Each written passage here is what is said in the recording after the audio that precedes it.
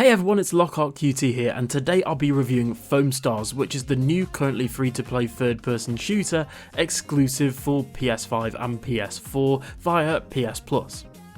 So straight away, a lot of people are going to make comparisons to Splatoon, and rightfully so. Both games are 4v4 arena online third-person shooters, where you're shooting colourful liquids and moving through it. But would I say Foamstars is a direct Splatoon clone? Well, no, I wouldn't. Does it use the basic idea, concept and formula of Splatoon? Yes, but Foamstars puts its own unique spin on things by using foam, and although, it's similar to ink, you can do lots of things with foam like pile it up, create barricades and walls, and even create your own little staircases to climb up, and it is very interesting. So, you're asking yourself probably, what is Foamstars? Foamstars is an online 4v4 arena third-person shooter, god that was a mouthful, where you're shooting foam at other players in a variety of different game modes. This game is a hero shooter, similar to games like Overwatch, featuring a unique cast of characters and takes place in not Las Vegas, but Bath Vegas, which is really on the nose, but I kinda love that. And it's its own in-universe esport, so to speak. Now, I thought this game would be an online-only game, but I was actually wrong. Foamstars actually features a solo co-op game mode called Missions. These missions vary from wave defense modes to co-op squad missions where you're doing the same thing really, but this mode is kinda cool because completing certain wave defense modes with certain characters actually grants you videos, pictures, movies and cutscenes for that specific character, and it actually delves into their individual backstories for each one, and you get little cutscenes with other characters, which was actually really nice to see. As soon as I got into the game, my first question was, well, who are these characters and why should I care? And basically giving you their backstories was really great in my opinion. Speaking of which, so what did I like? Well, firstly, the music. The soundtrack of this game absolutely slaps with some absolute bangers. It features vocal and instrumental tracks with rock, indie and jazz, and I'm not doing it justice, so take a listen to a few of these.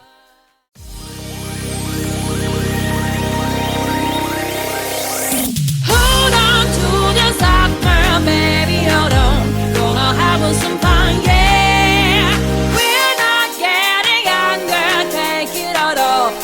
Suck up the sun.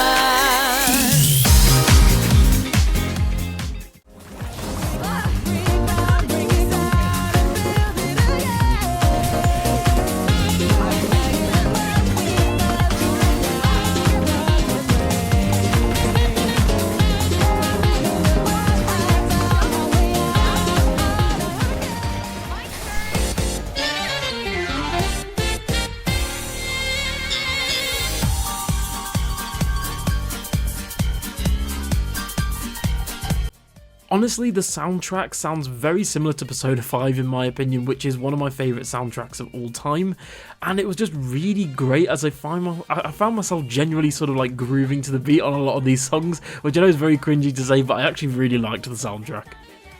So in terms of the graphics and art style, so in terms of visual presentation, this game looks great. The foam looks, well, foamy, and the ray tracing, lighting and overall textures and quality of the game excels, with the arenas being based on casino aesthetics, looking shiny, inviting, and in conjunction with the soundtrack really makes you pumped up whilst playing the game. And again, I've got to be honest, in terms of a PS5 game, it kind of looks similar to I guess games like Destruction All-Stars, but in terms of the graphics and showing off what the PS5 is capable of still to this day, the game looks fantastic.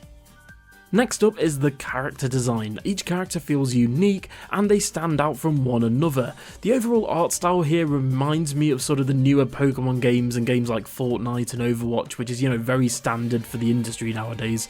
But the individual characters and heroes stand out from one another and are definitely cool designs.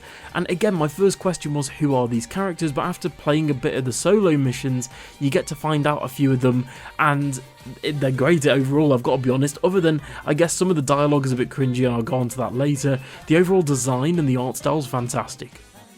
Another thing I liked was the core concept of the game as well as the individual game modes. With the gameplay, I liked the actual game in general really. With Foamstars, it was really fun. I enjoyed the time I had with it. I haven't played too much, I think I've played under 10 hours so far, but so far I am really enjoying it. The game modes were interesting and different, so first off there's Smash the Star. Now, not that one, not what you're thinking of when you hear that name, but it's a mode where knocking out 7 players, your team's best player then becomes targeted after knocking out 7 players, and after eliminating that star player, you win essentially, and that's how you have to win this game mode. Next up is Happy Bath Survival, which sounds something like a, like a Japanese game show, which is a bit weird, but hey ho. This is a 2v2 elimination mode, where the other teammates can shoot non-lethal foam from above. So you essentially have 2 people below and 2 people above. 2 people can't damage the other team, but they can shoot foam to sort of get in their way.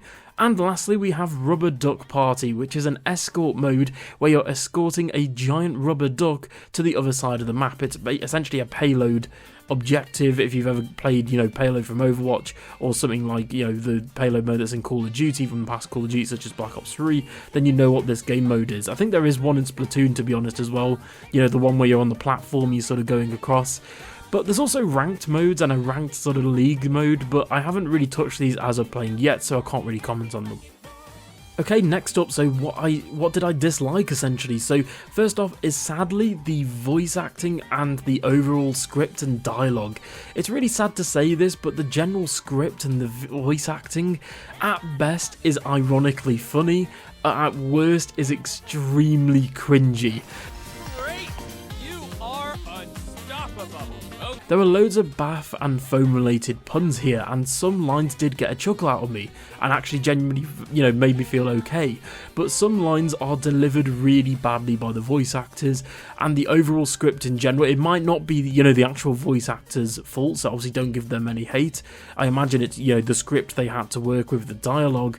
But I've got to be honest, some of it's really bad and really cringy.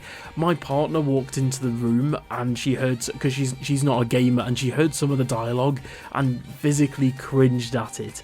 And some of it really, for me, draws similarities to extremely old school, badly dubbed anime.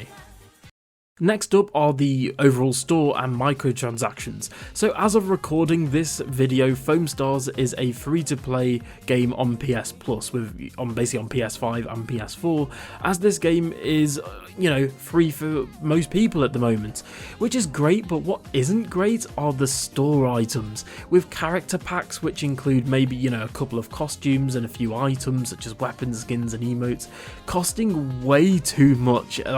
Some of these prices, obviously this is in pound sterling, so translate it to dollars or to yen or euros or whatever you need to do to work out how much it is, but some of these are way too expensive and a bit of a joke.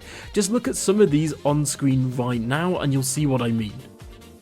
And yes, of course it does, the game features a sort of, what every game features nowadays, even if it's a live service or not, but it features a battle pass. And I've got to be honest, the battle pass wasn't too bad, it's not too expensive, and it does include free items, which is fine. But my problem is the main store. The main store is just way too expensive and aggressive, especially since this game is targeted at a younger audience. It's really gonna hopefully draw them in, so if I were you, I wouldn't spend any money on a lot of these items as they're just way too expensive. Next up is the social area. So Foamstars also has a social area similar to Inkopolis from Splatoon or the Tower from Destiny, but it feels weird. Like, the overall aesthetics and things to do look great and feel great and fun, with a mini area even where you can test out characters and abilities beforehand, which is really cool and I really appreciate that. But it should really be online, and what I mean by this is this social area feels very lifeless, as I'd like to expect to see other players either running around with me, interacting with me, emoting, even if it's just static characters where you can, click on that, online player's profile, maybe add them as a friend, or you can check out their loadout and their characters, similar to how Splatoon handles their social area with this aspect. But again, the social area just feels really lifeless at the moment. And lastly are the overall controls and UI. I'm going to say it, I don't know why you'd even want to play with it, but the motion controls are really bad and some of the worst I've seen for a while. And also sometimes the game can be overwhelming with the amount of colours, lighting, UI prompts all happening on screen all at once, especially with all the foam on screen. This aspect is sadly shared with Splatoon. It's kind of like a similar thing across both games, where sometimes it can be really hard to figure out what's going on. And although it's not a deal breaker, it's definitely something to bring up in this review. So what were my overall thoughts? So overall I found Foamstars to be a fun to play in the short term, but with an absolute banger of a soundtrack, amazing graphics and really good character design and overall art style. But the question is, will this live service game survive into the current market and in the long term? This game was developed by Square Enix, and I couldn't actually find like another studio that made this. It looks like it is actually in-house Square Enix that made it, and although their RPGs are fantastic and always do well, their live service games have, well, been interesting to say the least. Personally, I'd go on record and say I don't think this game will survive in long term without serious improvements, and I think it will go the way of something like Destruction All-Stars on PlayStation 5 as well, as I think it's one of those where it's cool to check out for maybe a few hours and then I'm probably going to drop it. I mean, after this review I might play it a couple more times, and I can't really see myself playing the game any further. But like I said, without serious improvements, I don't think the game's going to survive long term. I feel like a massive update, whether it be a 2.0 update or whatever it be, will be needed in the near future. Maybe adding a more social area, effectively making it, online where you can interact with people. A cheaper and less aggressive microtransactions in the store, which are sometimes so bad they're funny. I mean, again, look at some of these things in the store and how they're priced. It's just really weird. And maybe fixing some of the line delivery with certain characters. Like I would argue for some of these characters' voice lines to be completely redone. And maybe not with the, not getting a new actor, so to speak, but maybe just giving them new lines in general that aren't just really cringy.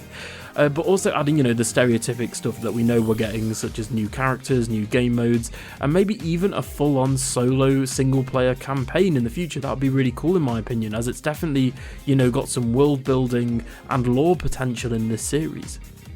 But at the minute, if you have PS Plus, I definitely recommend picking up Foamstars, as it's free to play at the moment on PS Plus, and maybe just giving it a go and basing your own opinions on it, maybe just quickly checking it out and see what you think. Anyway guys, I've been Lockheartqt, and for more PS5, Foamstars and gaming content, don't forget to subscribe to the channel, and I'll see you all in the next one. Bye.